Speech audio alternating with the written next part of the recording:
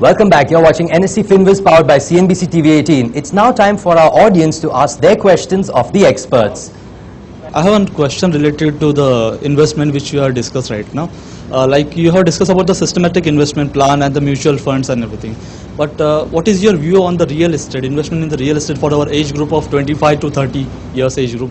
What do you think whether we should go ahead in the investment in the real estate, or we should think about the investment after 35 years or something in the range of 35 to 40 years?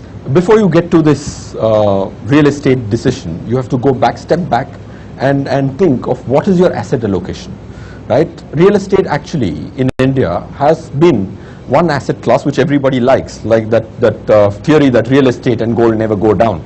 That's very popular. So, but it's very important to see what portion of your assets are going to be in real estate.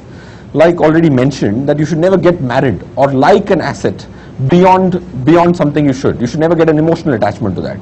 So if it is 30-40%, that's the maximum. You can skew your total net worth to real estate.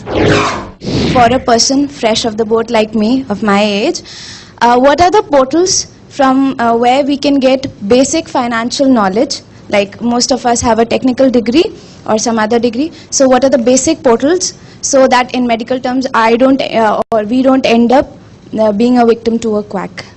There are basically 4 fundamentals of financial planning. Okay, the first is living too short. Okay, that's where we're talking about insurance. You're working, suddenly unfortunately something happens and your family is deprived of that, financially deprived of the income that you were generating. So that's living too short. So once you've identified that, you start working into how do I address that particular issue, which is life insurance. So now you know where to focus.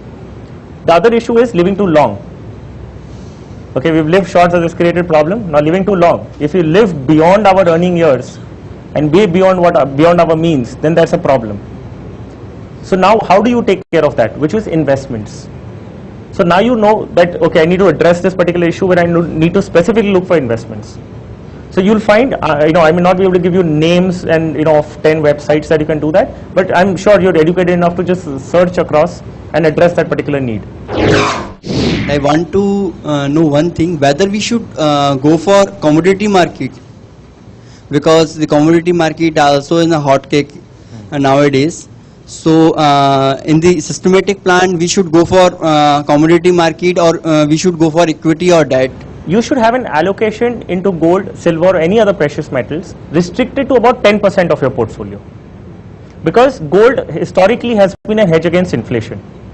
You would see a return in gold in line with inflation. It will not help you create wealth in that sense of that you surplus, you have a large corpus at the end of the period. So the allocation to gold should be 10%.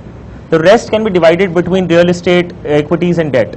Thank you so much, Feroz. Thank you so much, Harshvardhan. Thank you so much for having us here. Well, those were the enthusiastic employees at Welspun Energy's Noida office. We'll catch you next week with another set of India's young workforce. Till then, from the entire team, thank you for watching.